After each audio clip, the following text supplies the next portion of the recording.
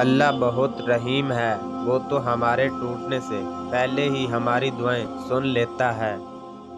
آسمانوں اور زمین کی حکومت اللہ ہی کے لیے ہے، وہی زندہ کرتا ہے، وہی مارتا ہے، اور اللہ کے سوا تمہارا کوئی سرپرست اور مددگار نہیں۔ جس بھوک پیاس سے دنیا ڈرتی ہے، میرے رب نے اسے عبادت بنا دیا۔ سر جھکانے سے نمازیں ادا نہیں ہوتی، دل جھکانا پڑتا ہے عبادت کے لیے۔ وید اللہ کا در ہے، جہاں بغیر بلاوے کے بھی چلے جاؤ تو شرمندگی نہیں، سکون ملتا ہے۔ ہمارے معاملات ہمارے اختیار میں نہیں ہوتے، مگر یقین رکھو جس کے اختیار میں ہے وہ علی کل شیء قدیر ہے۔ بہترین انسان اپنے عمل سے پہچانا جاتا ہے، ورنہ اچھی باتیں تو برے لوگ بھی کرتے ہیں۔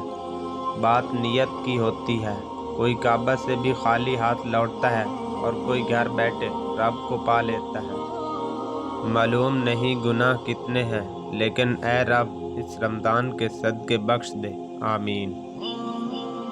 اے لوگو اپنے رب سے ڈرتے رہو، بے شک قیامت کا ذلہ ہولناک چیز ہے۔ دوستی کا بھرم صرف وہ لوگ رکھ سکتے ہیں جن کے وجود میں سمندر جتنا دل ہو۔ دنیا میں اس سے بڑھ کر اور کوئی ایوارڈ نہیں ہو سکتا۔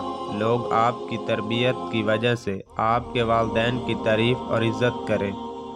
1000 محبتیں ملا کر ایک باپ کے قدموں کی دھول پہ قربان کر دی جائیں تو بھی اس دھول کی قیمت ادا نہیں ہو پاتی۔ جب رب راضی ہونے لگتا ہے تو بندے کو اپنے عیبوں کا پتہ چلنا شروع ہو جاتا ہے، اور یہی اس کی رحمت کی پہلی نشانی ہوتی ہے۔ باپ اپنی اولاد کو جو دے سکتا ہے اس میں سب سے بڑا عطیہ اولاد کی اچھی تربیت ہے۔